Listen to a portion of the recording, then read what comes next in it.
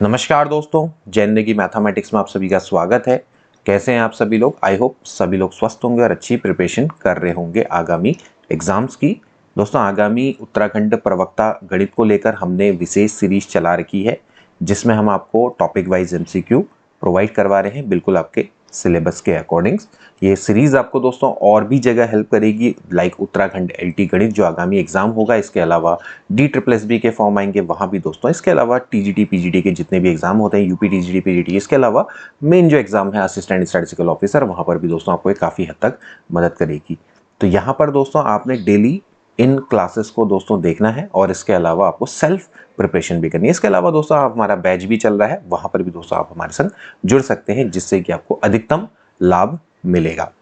तो दोस्तों हम पढ़ रहे थे मैट्रिक्स एंड डिटरमिनेंट्स, उसके दोस्तों हमने एमसीक्यू करवाए थे। पहली वीडियो दोस्तों हमने अपलोड कर दी थी, उसको आप जरूर देख लेना, वहां पर काफी अच्छे अच्छे एमसीक्यू आपको करवाए गए हैं।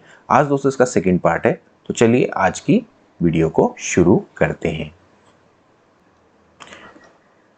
तो फ्रेंड्स, आज का पहला प्रश्न देखिए क्या है। मैट्रिक्स आपको गिवन है, is express as a plus B, where a is symmetric and b is skew symmetric, then b is equals to. ठीक है, सबसे पहले दोस्तों आपको पता होना चाहिए कि भैया symmetric and skew symmetric matrix क्या होती है। अगर आपका a का ट्रांसपोज अगर a के बराबर आता है तो वो आपकी सिमेट्रिक मैट्रिक्स होती है। अगर दोस्तों ए का जो ट्रांसपोज है वो माइनस ऑफ ए के बराबर आती है तो इसको दोस्तों हम स्क्यू सिमेट्रिक मैट्रिक्स बोलते हैं। ठीक है, अब देखिए जो रूल है, रूल ये कहता है कि हर मैट्रिक्स को दोस्तों हम एक सिमेट्रिक और एक स्क्यू सिमेट्रिक मैट्रिक्स की फॉर्म में तोड़ सकते हैं। मान लेते हैं जैसे हमारे पास एक मैट्रिक्स P है, जैसे इसको P बोल लिया, तो इसको दोस्तों हम A प्लस बी की फॉर्म में तोड़ सकते हैं। जो A होगा ये सिमेट्रिक होगा और ये जो B होगा ये स्क्यू सिमेट्रिक होगा। अब कैसे तोड़ सकते हैं? जैसे मान लेते हैं हमारे पास P है, तो P को दोस्तों मैं ऐसा लिख सकता हूँ half P plus half P, ऐसे लिखूंगा। भैया हाफ प्लस हाफ तो 1 ही हो जाता है।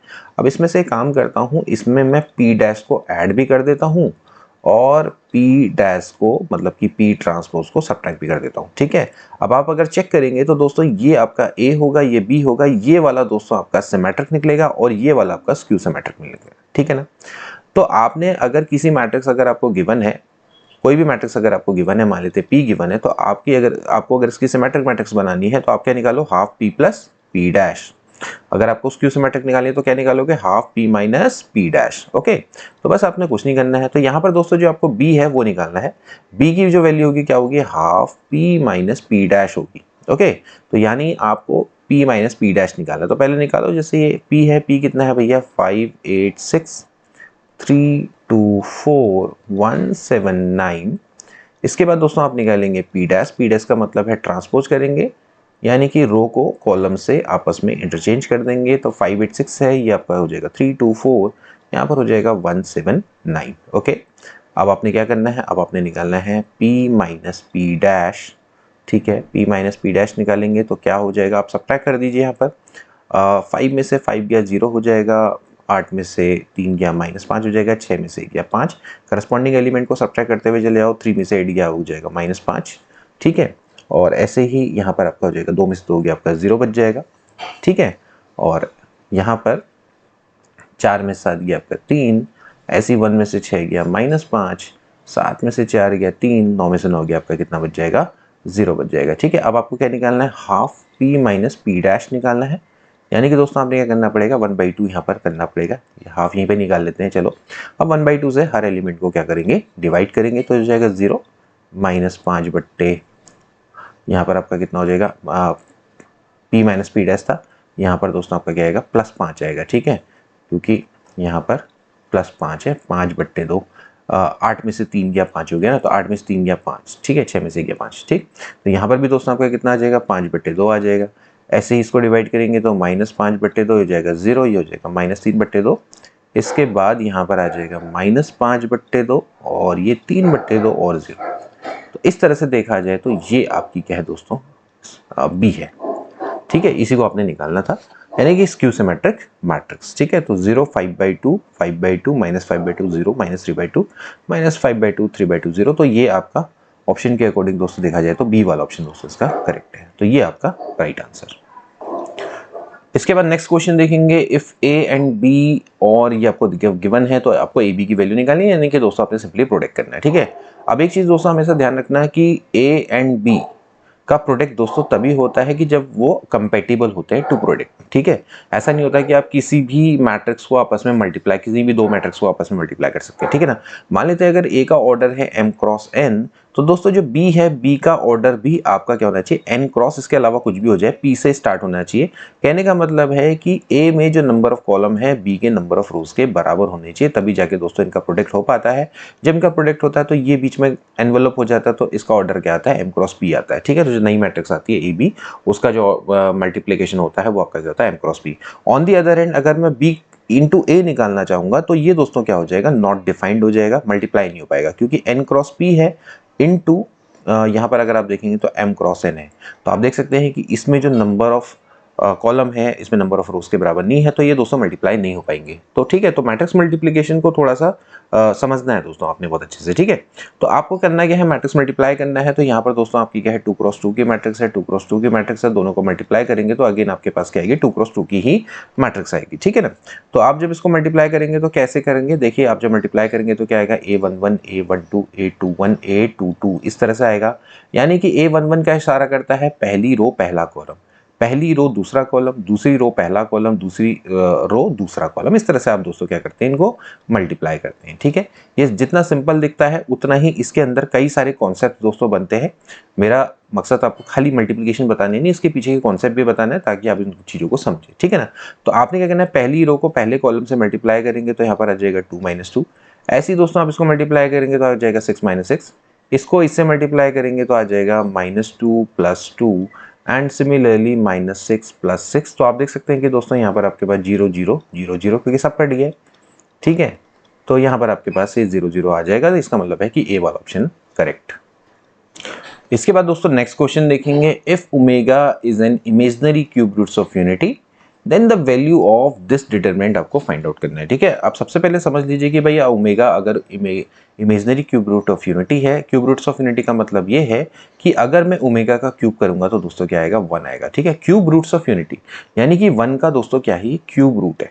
ठीक है, तो 1 के क्यूब रूट्स होते हैं, कौन कौन होते हैं, जैसे कि होता है 1 ओमेगा एंड ओमेगा स्क्वायर, ये दोस्तों 3 क्यूब रूट्स होते हैं 1 के। कि इन तीनों का क्यूब करने पे क्या आता है, 1 आता है। 1 का क्यूब करने पे 1 आएगा, 1 का क्यूब करने पे 1 आएगा, ओमेगा का क्यूब करने पे 1 आता है, ओमेगा का स्क्वायर का क्यूब करने पे भी दोस्तों क्या आता है, 1 आता है। इसके अलावा दोस्तों इनके बीच में एक और रिलेशन होता है कि 1 + ओमेगा स्क्वायर हमेशा क्या होता है, 0 होता है। ठीक है, तो हमें क्या करना है दोस्तों, ये वाला और ये वाला जो दो कॉन्सेप्ट है हमारे पास, इनका दोस्तों हमें यहाँ पर यूज करना है। ठीक है, तो कैसे कैसे करेंगे, देखिए सबसे पहले स्टार्ट करते हैं।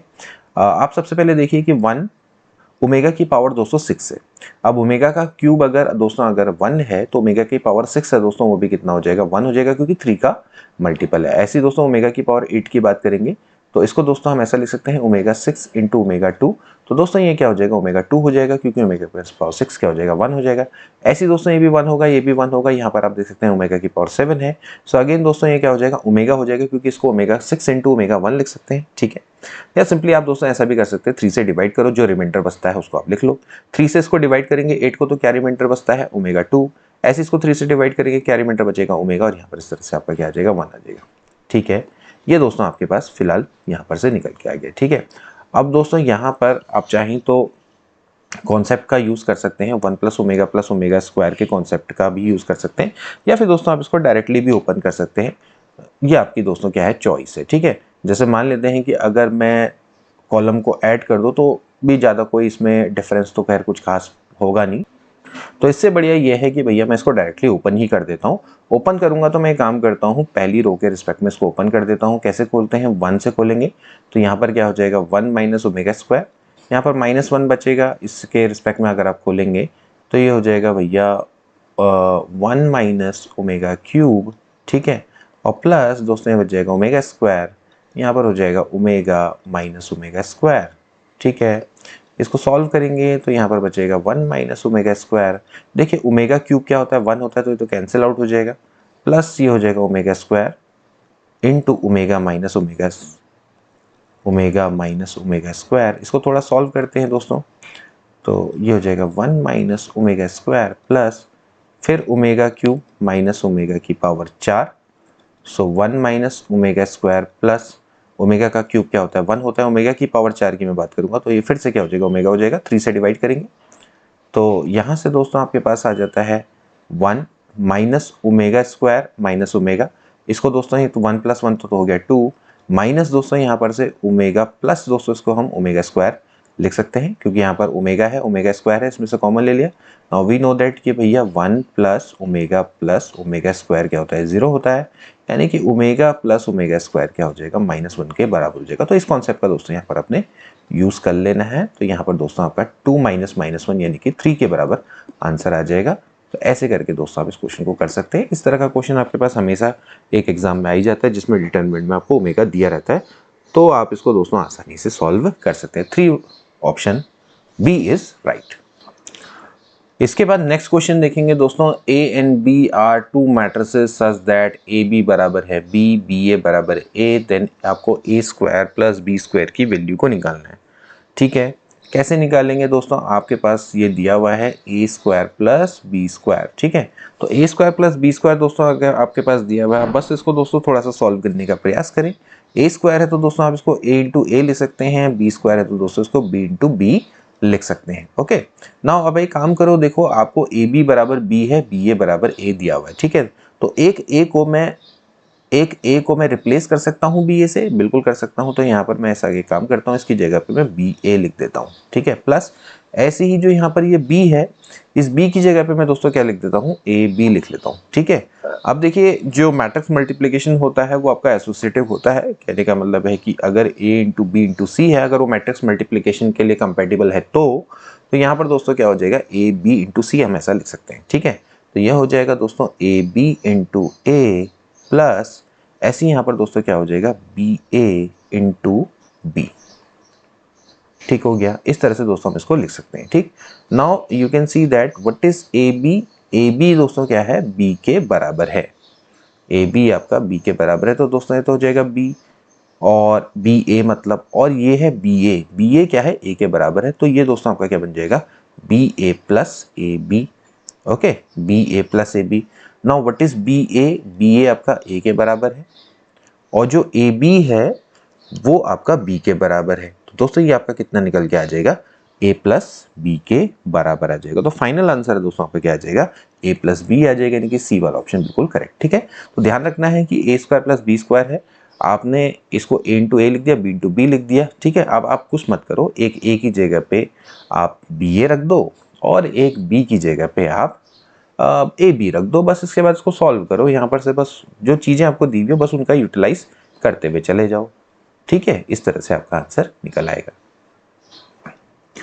इसके बाद देखिए दोस्तों अगला प्रश्न है, भैया x1 और x2 समीकरण के मूल हैं, तो भैया आपको x1 square plus x2 square निकालना है। सबसे पहले तो देखिए दोस्तों आपके पास जो डिटर्मिनेंट है वो क्या क्या दिया हुआ है, ये है 1 1 1, और यहाँ पर आपको दिया हुआ है 4 माइनस 2 2x, और यहाँ पर है 25 एंड 5x स्क्वायर। ठीक है, तो दोस्तों अगर इसको सॉल्व करना है तो सबसे पहले मेरा काम रहेगा कि पहले तो यहाँ पर 1 1 1 दिया हुआ है, इसका तो मैं यूटिलाइज करूंगा ही करूंगा। सबसे पहले दोस्तों यहाँ पर आप देखिए जो कॉलम नंबर 2 है और कॉलम नंबर 3 है, यहाँ पर से दोस्तों आपका 2 कॉमन आ जाएगा, यहाँ पर से 5 कॉमन आ जाएगा। तो पहले इसको थोड़ा सिंपल बना देता हूँ, यहाँ पर लिख लूंगा 1 1 1, यहाँ पर हो जाएगा 2 दूनी 4, यहाँ पर आ जाएगा -1 और यहाँ पर आ जाएगा x। ओके, ऐसे ही 5 चक्को होता है 20, यहाँ पर आ जाएगा 1 और यहाँ पर आ जाएगा x स्क्वायर। ठीक है, तो इससे थोड़ा सा ये मेरे लिए आसान हो जाएगा। ठीक है, यहाँ पर इसको थोड़ा करना आसान हो जाएगा। ठीक, तो अब दोस्तों यहाँ पर एक काम हम कर सकते हैं कि हम दोस्तों यहाँ पर सब्ट्रैक्ट कर सकते हैं। ठीक है, तो कैसे सब्ट्रैक्ट करेंगे, आप सिंपली क्या करो, R2 माइनस R1 लगाओ, और इसके अलावा दोस्तों आप R3 माइनस R1 एक साथ लगा सकते हो। ठीक है, क्योंकि R2 में से अगर आप R1 को सब्ट्रैक्ट करोगे तो आपको क्या मिलेगा, देखिए ये रो है R2, इसमें से आपने R1 को सब्ट्रैक्ट करना है, इसके अलावा R3 में से भी आपने R1 को सब्ट्रैक्ट करना है। R1 में कोई भी चेंजेस नहीं होगा, तो यहाँ पर आ जाएगा 1 2 4, देखते हैं क्या आता है। ठीक, यहाँ पर से आ जाएगा 0 और यहाँ पर हो जाएगा -3। ऐसे ही यहाँ पर आप इसको सब्ट्रैक्ट करेंगे तो ये भी आपका दोस्तों कितना आ जाएगा, -3 आ जाएगा। ऐसे ही यहाँ पर आप इसको माइनस करेंगे तो ये आपका 0 आ जाएगा। ठीक है, और इसी तरह से ये हो जाएगा x माइनस 2 और यहाँ पर आ जाएगा x स्क्वायर -4 बराबर दोस्तों आपको क्या है, 0 है। ठीक है, बिफोर ओपनिंग इट हम दोस्तों यहाँ पर से भी कॉमन ले सकते हैं। एक तो दोस्तों मैं क्या ले सकता हूँ, -3 कॉमन ले सकता हूँ, और यहाँ पर से भी, यानी कि दोस्तों ये आपकी जो रो 2 है और रो 3 है, यहाँ पर से मैं कुछ कॉमन ले सकता हूँ। यहाँ पर से मैं x-2 कॉमन ले लूंगा, तो मेरे पास क्या बचेगा, देखिए 1 0 0, यहाँ पर बच जाएगा 2 और 4, यहाँ पर बच जाएगा 1 and 1, यहाँ पर दोस्तों बचेगा x-1 और यहाँ पर बच जाएगा x+2, क्योंकि x² - 4 क्या होता है, x+2 x-2 के बराबर दोस्तों ये होता है। ठीक है, अब दोस्तों आप इसको आसानी से ओपन कर सकते हैं। तो इसके रिस्पेक्ट में, कॉलम 1 के रिस्पेक्ट में मैं इसको ओपन करूंगा, तो मेरे पास दोस्तों बच जाएगा x-2, इसको आप सॉल्व करेंगे तो ये बच जाएगा भैया x+2 - 1, ओके, बराबर 0। ये -3 को इधर ले जाओ, कोई फर्क नहीं पड़ता, क्योंकि -3 can not be equal to 0। तो यहाँ पर ये हो जाएगा x+1 बराबर 0। तो ये आपके पास दोस्तों दो रूट आ गए, एक तो आ गया x बराबर -1 और एक आ गया आपका 2। ठीक है, सो दैट इज x1 मान लेते हैं -1 और x2 मान लेते हैं 2। तो आपको क्या करना है, दोनों के स्क्वायर का सम निकालना है। फाइनली आपको क्या करना है, दोनों के स्क्वायर का सम निकालना है, क्योंकि दो रूट्स आपके x1 और x2 हैं। तो इन दोनों का स्क्वायर निकालेंगे तो x1 का स्क्वायर प्लस x2 का स्क्वायर यानी कि 1 प्लस 2 का स्क्वायर यानी कि 4।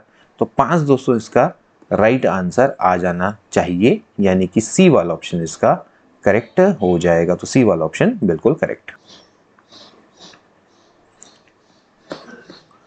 इसके बाद दोस्तों नेक्स्ट क्वेश्चन देखेंगे, क्या लिखा हुआ है, देखिए if A is a 3x3 non singular matrix, non singular matrix है, देन आपको determinant of adjoint of A की वैल्यू को निकालना है। ठीक है ना, एडजॉइंट ऑफ A का डिटर्मिनेंट, देखिए एडजॉइंट ऑफ A का डिटर्मिनेंट मैं आपको पहले ही बता चुका हूँ दोस्तों, इसकी जो वैल्यू होती है वो आपकी क्या होती है, डिटर्मिनेंट ऑफ A की पावर n-1 के बराबर होती है, जब आपका A क्या होता है, n क्रॉस n की मैट्रिक्स होता है। पहले तो आप ये रूल को बहुत अच्छे से दोस्तों याद कर ले। ठीक है ना, अब आपको दोस्तों दिया हुआ क्या है, it is a 3x3 non singular matrix. अगर ये 3x3 नॉन सिंगुलर मैट्रिक्स है, पहली बात तो नॉन सिंगुलर है, तो इसका मतलब है determinant of A does not equal to 0 होगा, और ये 3x3 की है, तो यहाँ पर कितना आ जाएगा, n की जगह पे ओनली 3 आ जाएगा। तो एडजॉइंट ऑफ A बराबर दोस्तों जनरली आपका क्या आ जाएगा, डिटरमिनेंट ऑफ A की पावर 3-1 यानी कि डिटरमिनेंट ऑफ A का स्क्वायर, ये आना चाहिए। So you can write it by determinant of A का स्क्वायर यानी कि डिटरमिनेंट ऑफ A का whole square, you can write this. ठीक है, तो यानी कि सी वाला ऑप्शन दोस्तों इसका क्या हो जाएगा, बिल्कुल करेक्ट हो जाएगा। इसके बाद दोस्तों नेक्स्ट क्वेश्चन देखेंगे, देखिए सारे प्रश्न आपके पीजीटी परीक्षा टीजीटी परीक्षा में आए हुए प्रश्न है, तो आप देख सकते हैं कि प्रश्नों का स्तर कभी हाई होता है कभी लो होता है, लेकिन आपको सभी तरह से प्रिपरेशन करनी होती है। आपको दिया हुआ है भैया a+b+c बराबर 0, then one of the solution is, देखिए आपको यहाँ पर a+b+c बराबर 0 दिया हुआ है, तो देखिए क्या है, कुछ नहीं है इस क्वेश्चन में। ठीक है, यहाँ पर c लिख लेंगे, यहाँ पर b-xa, ये हो जाएगा bac-x। अब आप देख सकते हैं दोस्तों ये बराबर आपको 0 दिया हुआ है, तो हम क्या कर सकते हैं इसमें दोस्तों, सिंपल सा ऑपरेशन लगाता हूँ मैं। सिंपल ऑपरेशन क्या लगाता हूँ, C1 में दोस्तों C1 plus C2 plus C3 add कर देता हूँ। अगर इसमें ऐड कर दूंगा तो दोस्तों मेरे को क्या बच जाएगा, A plus B plus C minus X. यहाँ पर भी आप देखेंगे तो क्या आएगा, A plus B plus C minus X. यहाँ पर भी आप देखेंगे तो A plus B plus C minus X. Okay, यहाँ पर लिखेंगे C, यहाँ पर B, b minus X, A C minus X, दोस्तों ये बराबर हो जाएगा 0। ओके, अब आप यहाँ पर से आप दोस्तों क्या कर सकते हैं, पहले कॉलम में से a plus B plus C minus X दोस्तों कॉमन ले सकते हैं। यहाँ पर हो जाएगा 1 1 1 C B minus X A C minus X बराबर 0। ठीक है ना, अब आप दोस्तों यहाँ पर से सिंपल सी बात है कि क्या होगा दोस्तों, एक तो ये बराबर 0 होगा, तो ये बराबर 0 होगा, क्योंकि आपसे कह रहा है ना वन ऑफ द रूट्स, है ना। तो यहाँ पर से दोस्तों आपका अगर ये बराबर 0 होता है तो a plus B plus C minus X बराबर हो जाएगा 0। तो x बराबर दोस्तों क्या आ जाएगा, a प्लस बी प्लस सी आ जाएगा। तो ये तो आपके पास क्रिस्टल क्लियर आंसर है, इसमें तो और कोई ज़्यादा दिमाग लगाने की आवश्यकता आपको नहीं है। ठीक है ना, क्योंकि आपको कुछ और करने की इसमें आवश्यकता थी नहीं। ठीक है, तो यहाँ पर दोस्तों आपने एक चीज़ को देखना है। ठीक है, तो a प्लस बी प्लस सी, ठीक है, ये आपका है। ठीक, तो लेकिन अभी यहाँ पर देखते हैं तो भैया a प्लस बी प्लस सी यहाँ पर अभी नहीं दिखाई दे रहा है। ठीक है, a प्लस बी प्लस सी यहाँ पर नहीं दिखाई दे रहा है, तो इसका मतलब है कि अगर a प्लस बी प्लस सी नहीं है तो फिर आपको क्या करना पड़ेगा, डिटरमिनेंट को सॉल्व करना पड़ेगा। अगर आपका answer a plus B plus C होता तो एक तो ये मिल जाता आपको। ठीक है, तो इसमें तो फिलहाल अभी नहीं है। ठीक, तो यहाँ पर से दोस्तों आप एक काम करो, इसको अभी फिलहाल सॉल्व करो। ठीक है, अच्छा सॉरी दोस्तों, यहाँ पर एक चीज़ और दी हुई है, a प्लस बी प्लस सी बराबर 0 भी दिया हुआ है। ए प्लस बी प्लस सी बराबर 0 भी दिया हुआ है, तो ये तो हमने देखा ही नहीं। तो यहाँ पर से दोस्तों आपका सिंपली क्या हो जाएगा भैया, ए प्लस बी प्लस सी बराबर 0 है, तो एक्स बराबर दोस्तों क्या आ जाएगा, 0 इज द राइट आंसर। ठीक है, तो ये आपको इस तरह से यहाँ पर मिल जाएगा। ठीक है, तो x बराबर ए प्लस बी प्लस सी है आंसर, लेकिन ए प्लस बी प्लस सी की वैल्यू ऊपर 0 भी दी हुई है। ठीक है, तो 0 इज द राइट आंसर, सो ए वाला ऑप्शन बिल्कुल करेक्ट। अगला प्रश्न देखेंगे दोस्तों, the value of determinant. Value of determinant देखते हैं 13, 16, 19, 14, 17, 20, 15, 18, 21। ठीक है, अब आप अगर इनके बीच का गैप देखें तो दोस्तों कितना है, 3 है।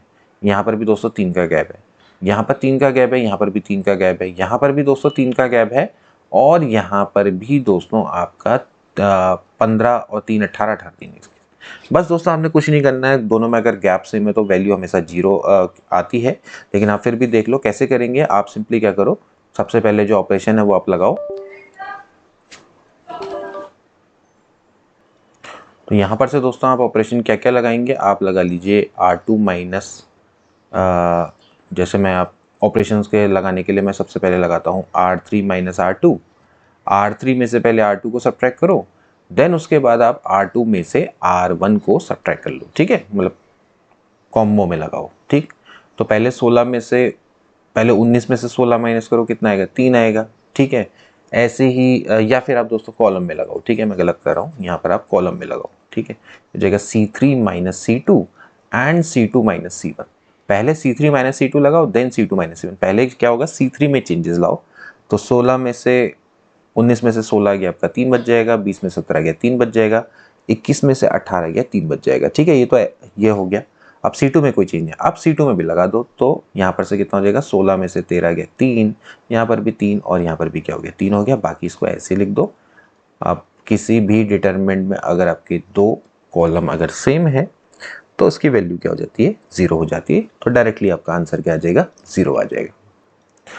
इसके बाद दोस्तों नेक्स्ट क्वेश्चन देखेंगे, what is the value of this determinant. देखिए आपके पास फिर से 4x4 का दोस्तों आपके पास डिटरमिनेंट दिया हुआ है, और आपने दोस्तों इसकी वैल्यू निकालनी। जनरली 3x3 में भी आता है, और देखिए कितनी बार ये परीक्षाओं में रिपीट हुआ क्वेश्चन है। ठीक है ना, तो ऐसे क्वेश्चन को दोस्तों सॉल्व करने के लिए थोड़ा सा आप दिमाग का यूज करें। आपको देखिए यहाँ पर आंसर क्या है, 1 माइनस एम की पावर 4, 1 माइनस एम की पावर 4 में दिया हुआ है। ठीक है ना, यानी कि 1 माइनस एम की पावर 4 लाना पड़ेगा कहीं ना कहीं से। ठीक है, तो अगर आप 1 में से m की पावर 4 को सब्ट्रैक्ट करेंगे तो आपका आंसर आएगा। ठीक, ये चीज आपकी सबसे बड़ी हिंट है। ठीक, तो मैं एक काम करता हूं दोस्तों कि इस जो ये आपकी R4 है, इसको दोस्तों मैं m से मल्टीप्लाई करता हूं। ठीक है, कहीं से भी मैं ला सकता था, मैं यहां से भी ला सकता हूं। देखिए मैं R1 और को मैं m R2 से सब्ट्रैक्ट कर लेता हूं तो भी मेरा आ जाएगा। ठीक है, तो चलो मैं नीचे से स्टार्ट कर रहा हूं, कोई दिक्कत नहीं, आप ऊपर से भी स्टार्ट कर सकते हो, जैसा भी आप चाहो।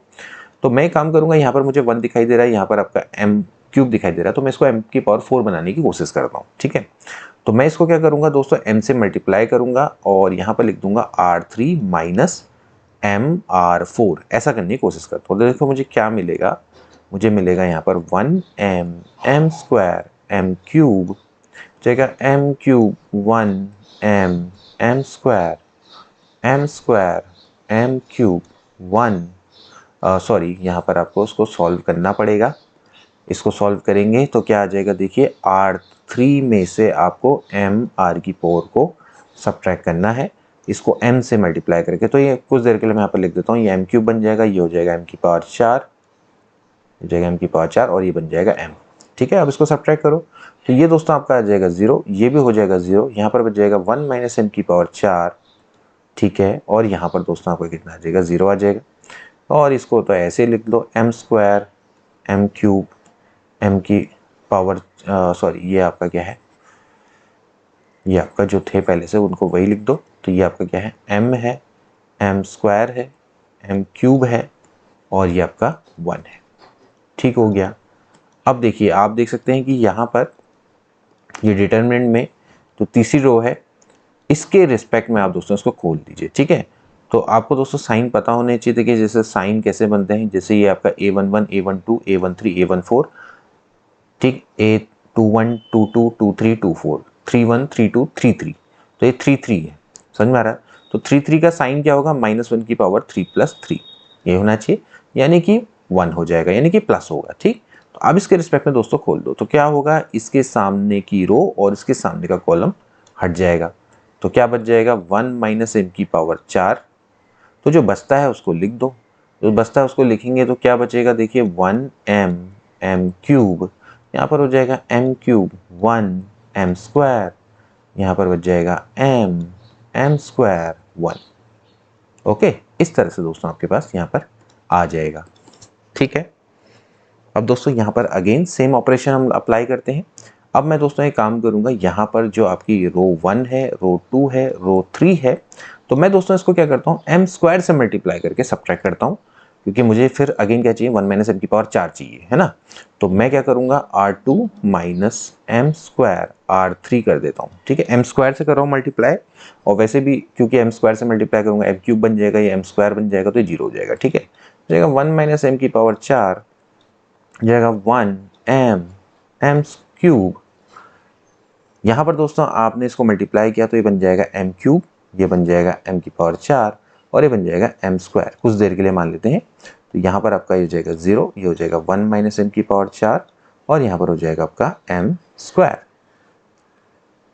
मतलब कि यहाँ पर हो जाएगा 0। ठीक है, ये हो जाएगा आपका 0। ठीक, और इसको दोस्तों हमने मल्टीप्लाई किया था, ये था आपका m, ये था आपका m स्क्वायर और यहाँ पर आपका क्या था 1 था। ठीक है, हमने इसको क्या किया था, m स्क्वायर से मल्टीप्लाई करके सब्ट्रैक्ट किया था। ठीक है, तो यहाँ पर आ जाएगा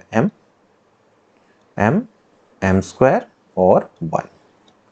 ठीक, अब दोस्तों आप क्या करिए, ये रो 2 के रिस्पेक्ट में इसको ओपन कर दो।